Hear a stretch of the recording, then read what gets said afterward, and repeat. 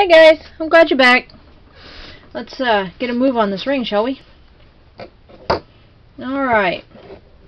Now, you could leave it like this, but I'm not one for great big rings covering my entire hand, so now we're going to sit here and we're just going to play with the inside of these petals, and just move them however you want them to go.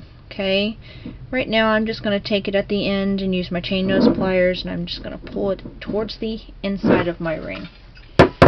Okay, do it again, like that.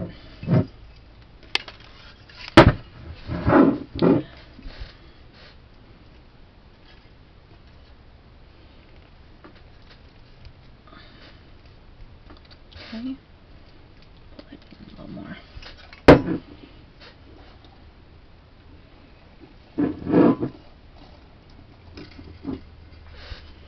Awesome.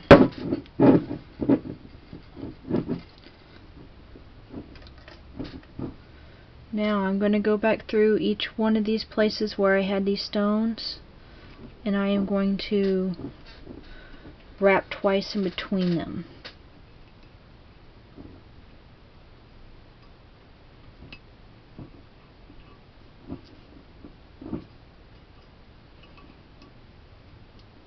Oh, almost.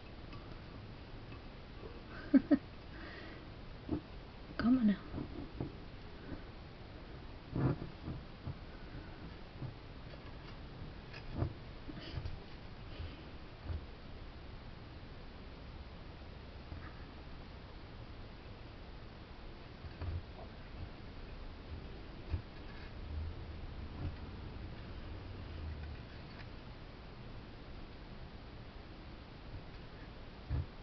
Oh, there it is. And I have to pull it out. There we go, right there. Okay, there we go. See? There's one. And we'll do it once more, because you want it twice. There we go. There you are. Right there.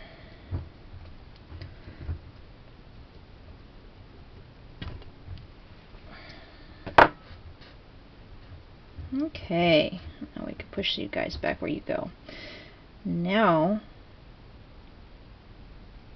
you go up underneath this one. You're going to do it twice there too. Just like that. Once. And twice. Nice, nice, nice. Okay.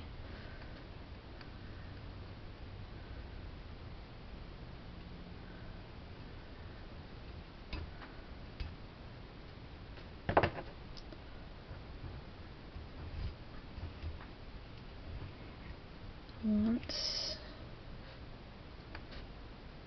And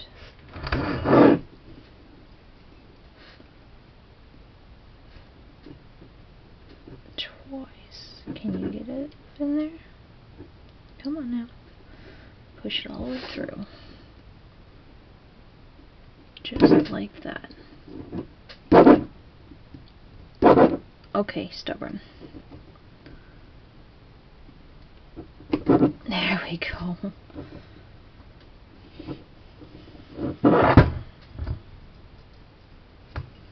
Alright, and back around to over here, and you're fixing to do the same thing, like so. There's one. The middle ones are not as easy because you have to put your chain nose pliers in there and pry them back out. You can even skip this step. You don't have to. I do it because it gives your ring a little more pizzazz, so to speak, a little more fanciness. And I'm going to cut the end of this off because it got flat and wasn't working for me anymore. It was more of a hindrance than anything. Okay. Okay. I've got it sticking out the bottom here. I'll just feed it back through the top in a second. There we go. And even if it loops like that, you can use that. Instead of forcing it down in there and make it go straight, use your imagination and just wind that thing up in there. Okay? Metal work is not something that is, you know, perfect. You know, it's creativity. You create as you go most of the time, you know, with all your wire wrapping. And nothing normally ever comes out exactly the same, and that's what I really like about this. So when I teach people, you know, at the college and stuff like that, see, there's another one. Perfect. All you do is you just come in here and just go crazy with it. And see how it gives it a really cool look to it? It's something as simple as that. Now I'm going to put this back up through there. Okay, and I want to do that again because it's around the actual ring shank on the inside here. I'm going to do it once more. Oh, wrong place. Okay, I can put it back on there now. And then let's see, let's go around right there where I did all that, and we'll leave, you know, some here and come back through down towards the bottom, and I'll just feed it through the top again. But I'm leaving extras here. Can you see this? Okay, and this goes back up through the top. Right there. There it is. Okay. There we go. There it is. And I'm going to come up through there. Leave some extra there.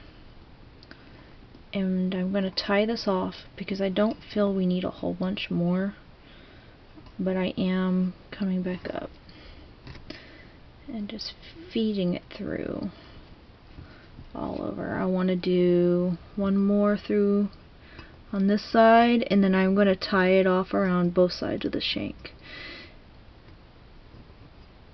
just like that. Okay. Feed it back through the bottom, possibly. Find a place.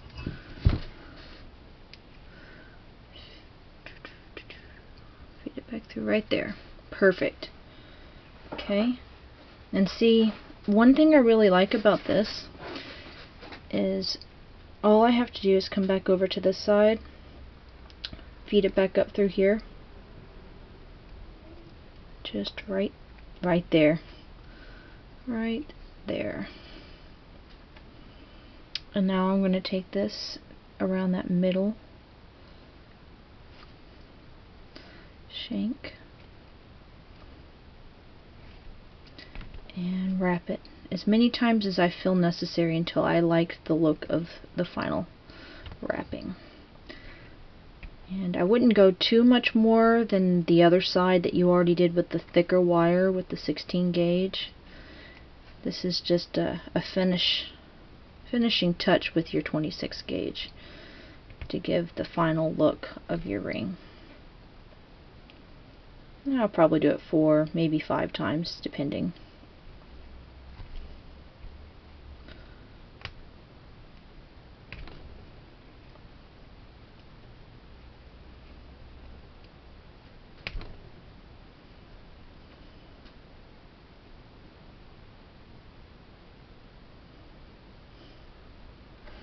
If the ring shanks in your way, move it a little bit so that way your wires don't get crossed. And I'm going to say I like that, so what I'm going to do is I'm going to take my flush cutters and I'm going to cut on this side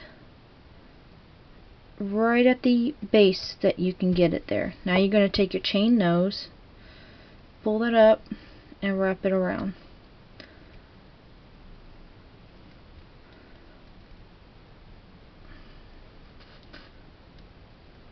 Make sure you don't feel anything sticking, anything. And it feels pretty good, just like that. Okay.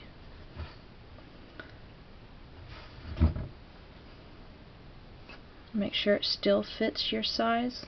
Mine's a size 8. Go straight there. Turn it around on the other side. Make sure it still fits a size 8. And it does. Okay. And that's how you make that ring. And here's an example of some of the other ones. This was done the same way. Okay. I've got all kinds of... This, of course, isn't done with a flower, but there's all kinds of different rings that you can make with aluminum, anodized aluminum. Pretty cool, huh? This was the other video I did not too long ago. Well, it was really nice to have taught you today. I hope this ring finds you well and it's easy to understand. You have a wonderful day.